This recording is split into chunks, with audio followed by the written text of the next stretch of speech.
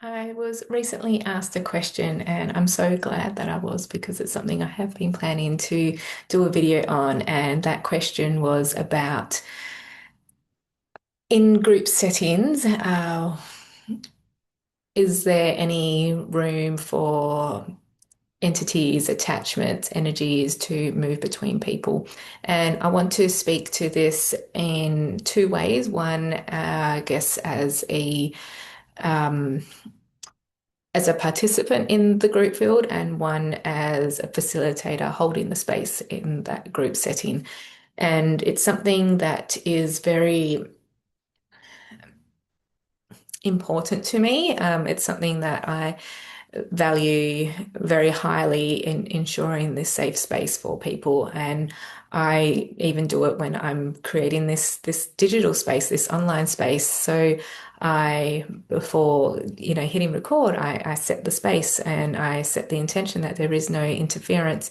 And if a transmission does drop in, then I usually do, again, just set some more parameters so that if there are any energies that they will be transmuted, alchemized in a certain way, because in the quantum field, there's always these possibilities where anything could happen. So it's wanting to make sure that everything is for our own highest good and the highest good of all.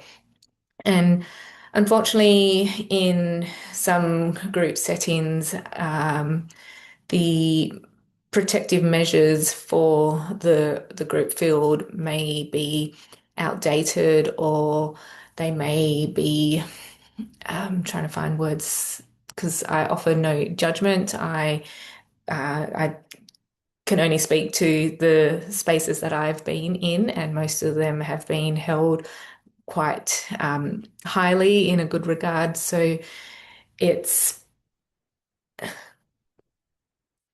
sorry, still trying to find my words. I will just say that when we are in a group space, even if we are just out at the shops, I'm sure you have felt it when you're out at the shops, or even when you just step into a room, if there's a small room and there's a few people there, you can usually feel the energy. Like if someone is in uh, a low mood, in a lower vibration, and you can kind of get the feeling that, okay, like whether you're reading their body cues or looking at their facial cues, you can get a sense of what vibe they have, and that can let you know, oh yeah, do I want to interact with this person or not? So we're already aware of being able to read these visual cues that we receive, and some people are able to feel it as well, especially the empaths. They might even be feeling what that person is feeling, and especially for highly sensitive people, they may really struggle to go to the shops because of being able to feel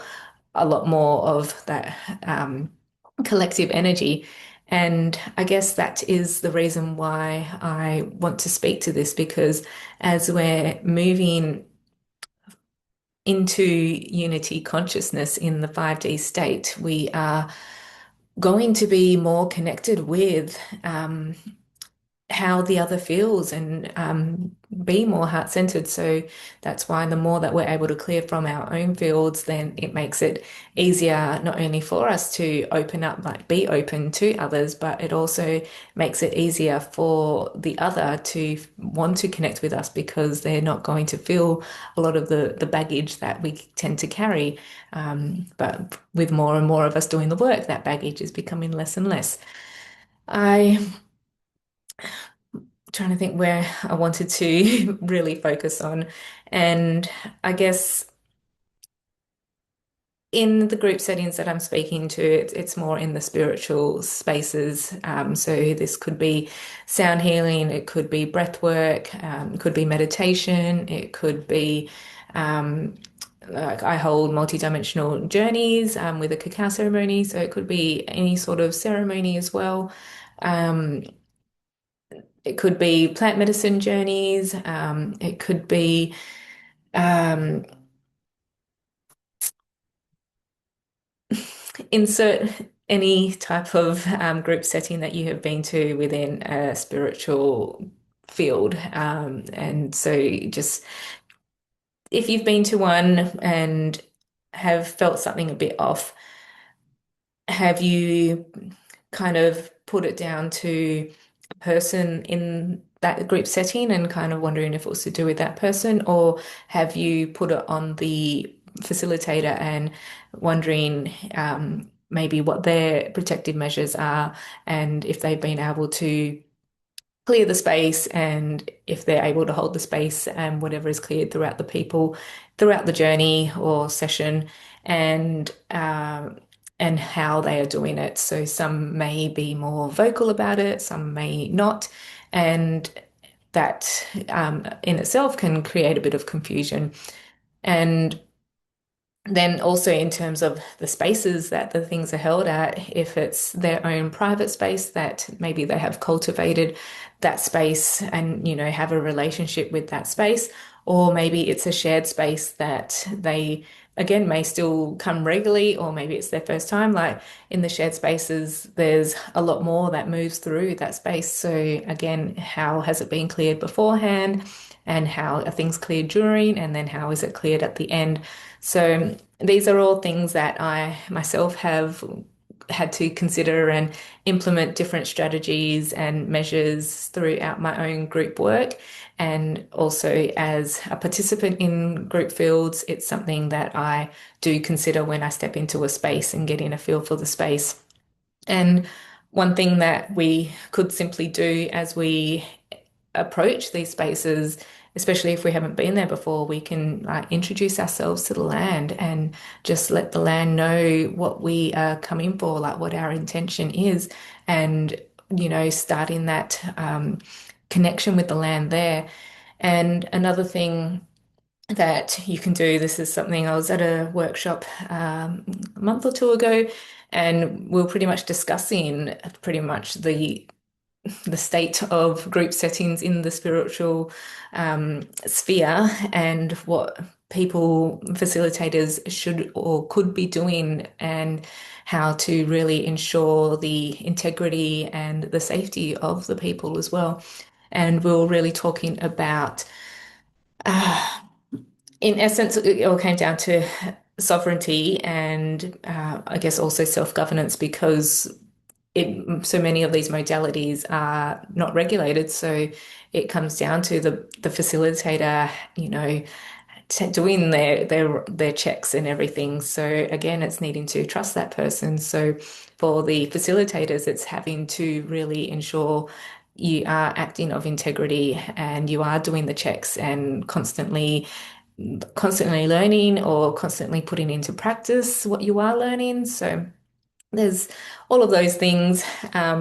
One simple thing that you can do that was shared at the workshop is, and this workshop was run by Mandy J Nelson. You can look her up online. She does do amazing work, and I have been working with her for the past 12 months. And as much as I've been doing my own work on myself and the work that I also receive inside the Etheric Circle, always being open to seeing more of what is needed to hold the field, to bring through the energies, the frequencies that are needed, and always practicing discernment and fine tuning that discernment.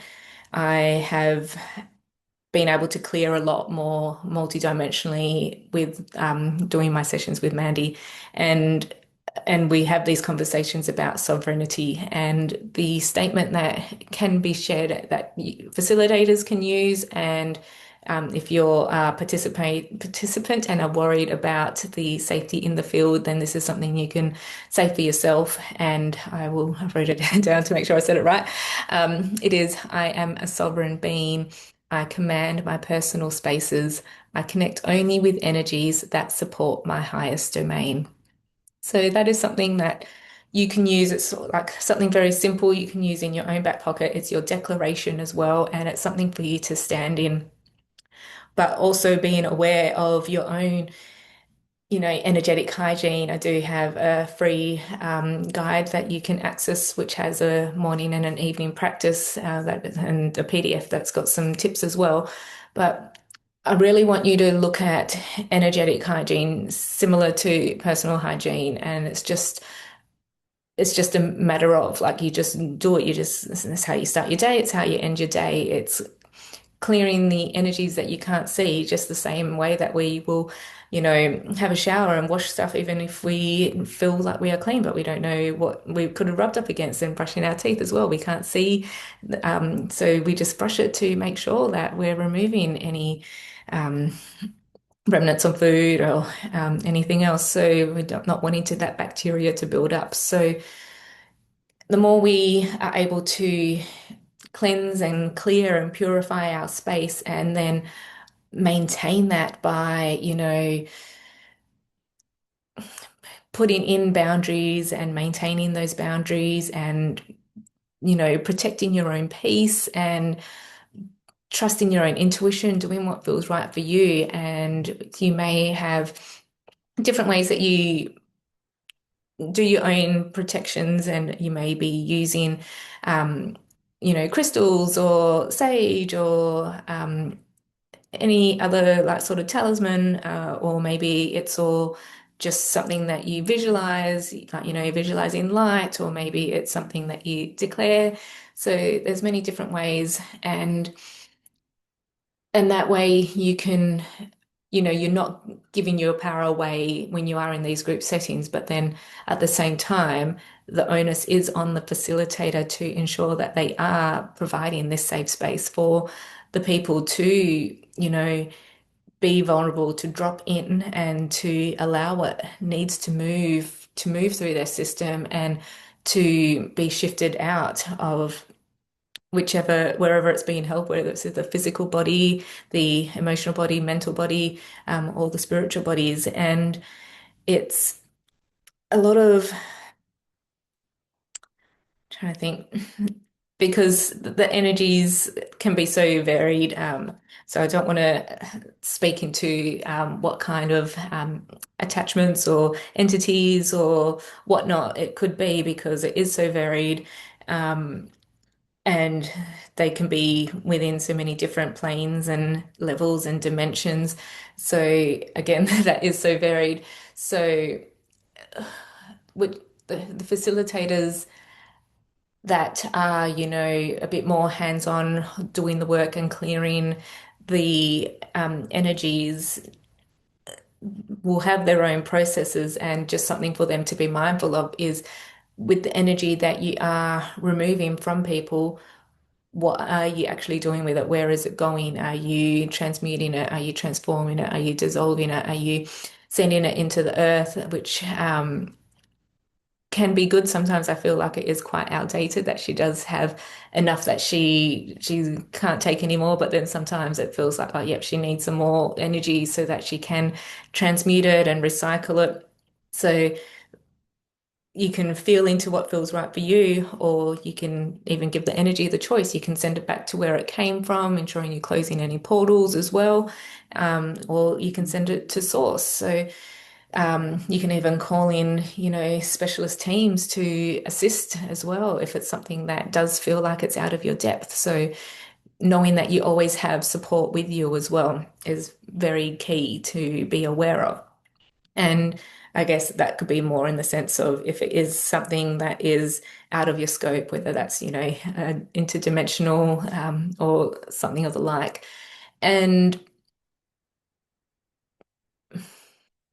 trying to think, I'm just going to talk about fire. Fires just popped up. So using elemental fires, I use alchemical fires. There's all sorts of different fires that you can use as well. So that could be something that you could utilize. I feel like there's a bit of just some fire moving through this space right now. So cleansing, clearing, transmuting. So anything that I am sharing, if it does not resonate with you, it doesn't have to be in your field. It can just simply wash off you. And this is something that is key whenever you're listening to something, to be mindful of what is it that you are receiving. And I kind of always have filters up so that I'm only going to be receiving the information that I need to know, and anything else will not stay in my field, because This also goes for content creators, like or speakers, like anyone that is speaking to large groups. I guess that was something I didn't talk about, like when you go to workshops or um, like speaking events, because even what the person could be speaking, they could be transmitting something as well in their frequency, in their tone, in their words, and we want to ensure that we're not receiving any energy that is not for our highest good. So I don't want to be instilling any fear with what I am sharing. I simply want to bring your awareness to it. And again, as I was saying, the facilitator is the one that needs to, you know, create the grid before they start the work. Ensure that if they're removing energies from people, that they are working with it in a safe way so that it has no room to jump to another person. And if they, um, what did I want to say? I guess if they're not directly removing energies, but in the shared field, if energies are being removed, that to ensure that there are measures in place to be removing these energies again so that there is no transference. So this could be, through the assistance of the ancestors or any angels or any allies like spirit animals or um, feel like they're the ones that want to come through, but it could be any elemental beings, any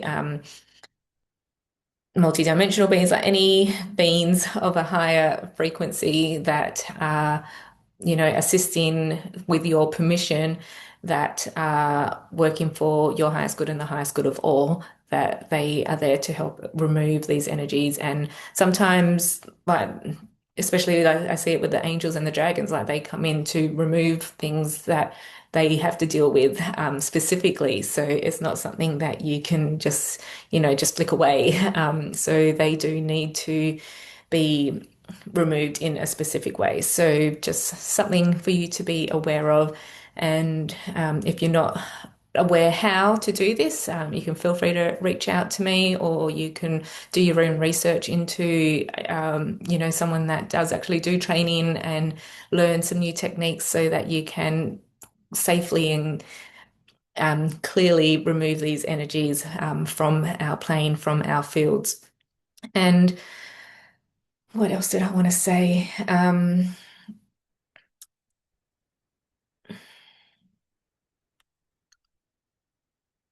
just running over it in my head.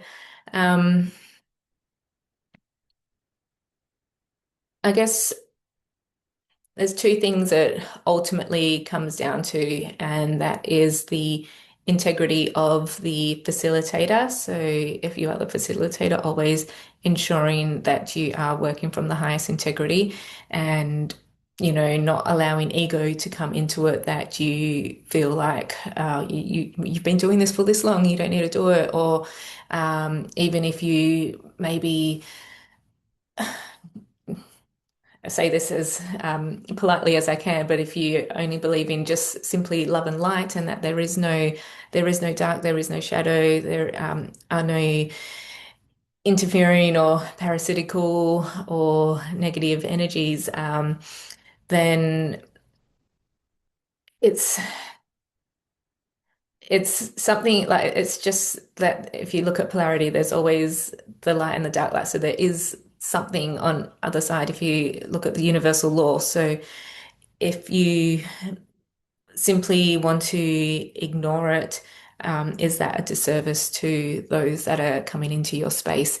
If you aren't able to sense it, does that mean it doesn't exist? Because there are many things that other people aren't able to sense, and yet they come to you because you're able to sense some things. So, does that mean that if you can't sense these other things, does that mean that it's not for um, does it mean that it doesn't exist? So just being open um, and not fixed in your own thinking, and then the other key thing is to not be in fear of it as well. So, if trying to deny it is, I guess, a form of dealing with the fear of it. If it's like, well, if I just, stick my head in the sand, if it doesn't exist, but if you are able to equip yourself with the ways to handle it, and manage it and work with it. And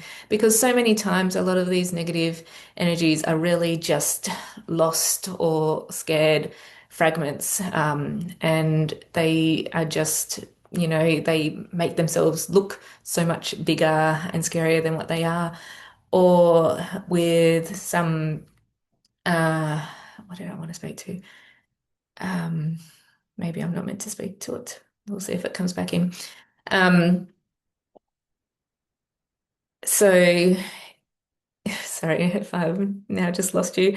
Um, please let me know in the comments if you do have any questions. And I think ultimately, I said at the beginning, like the reason why this is so important is because the more of us that are, you know, have been doing the self work, doing the inner work, and now stepping into the group field and feeling that, so many of us are feeling it's time to collaborate, it's time to connect, it's time to be more open. So that can, yeah, just mean going into more shared spaces. So to be able to see it as almost like this gradual progression as we move into unity consciousness, and more and more of the collective move into unity consciousness. And that's why it's very important to not only look at our own energetic hygiene and our own relationship with shadow work, I guess, but then to apply it to the group field. So I hope that all made sense. I'm trying to just mentally scan if I missed anything out. Um, I want to thank you for listening and tuning in, and I hope it has given you some things to just think about, just raise some things into your conscious awareness, and maybe you can journal on them, maybe you can research them. This was what I did want to speak to before, the false guides. I did just post a video the other day about connecting with your higher self, and in that we were clearing some false guide connections. And I wanted to speak to that because it seems to be showing up a lot more, I guess, with this paradigm shift as we are moving out of the age of the guru, basically. And I've forgotten where it is that we are moving into, but really it's knowing that we all have the answers within, and that's why, accessing our heart portal is the key. So in the, I guess, the false guides, I just wanted to say, um, just because maybe someone has been doing this for a long time, or seems to be very established or even successful in whatever field it is, doesn't mean that you can't, ask them, like, how are they keeping the space safe? And if you are that person, it doesn't mean you can't just look again at how are you keeping the space safe. And in terms of the guides, just because something is from a higher dimension doesn't necessarily mean that it is for your highest good. So a lot of the interference I've been clearing lately has been from the 6D and the 8D. And yeah, so just because it's from a higher dimension doesn't mean that it has all the answers. So again, I just feel like it's coming back to, not to be giving your power away to something that is external outside of you. And, again, if you're in these group settings and unsure of what someone else is doing, you always have the power of protecting your own space, protecting your own peace, and something for you to continually be doing day in and day out. again, not from a place of fear, but, just standing in your own sovereignty. And it could simply be like, you have your shower, you put your clothes on, so you cleanse your energy, and then you put whatever um, multidimensional gifts or aspects of yourself that have been very well protected, and then allow that to be how you move through the day and how you move through all these shared spaces. And the last thing I did want to speak to was in, I guess, just the more human aspect of just in your day to day, whether it's at work or with your family or friends. And this could be whether you're needing to have an event or if they're having an event, and to really look at the energy or the dynamics behind it. And if someone's like, is venting to you, like, are you feeling like that energy is starting to kind of try to hook into you, and then you can let your friend know, like, I'm happy for you to share your experience, but you're just, kind of splurting out all of this negative energy, like, and can you please, like, turn it back in and reassess how you were sharing. And then if it's for yourself as well, you can look at what is your intention for having this vent. Are you, wanting to spread that energy out, or are you just needing to process out loud what you have moved through and how you are feeling? So just again, yeah, like on the more human aspect and our own interpersonal relations, it's just looking at safer sharing and your intentions and your integrity behind what it is you're sharing, because these emotional energies can be quite charged. And if someone has, that, I guess it's just some sort of vibrational match that allows it to, hook in, then it will. So and it could be something that could be quite old that you've been trying to work with, or it could be something that you're not even aware of yet. So again, that's why it's important to just be more mindful of what it is we share, how we share, and bringing it back into the group spaces when there is the sharing at the end, to make sure you're not, like, if you've been able to clear some energy, not returning back into any form of victim consciousness or doing any trauma dumping, and finding a way to share what you experienced, but more so what you have learned or what you have received, how you have, what transformation you have felt in the experience, and focusing more on that as what it is that you are sending out into the world. Okay, I got there in the end. I hope you're able to stay through to watch the whole thing. And again, as I said, any questions, feel free to share in the comments below, and I can do my best to answer them or help you find someone that can help support you on upskilling your own energetic techniques, I guess. And if you're just wanting access to my free guide, you'll find that in the links below as well. All right, bye for now.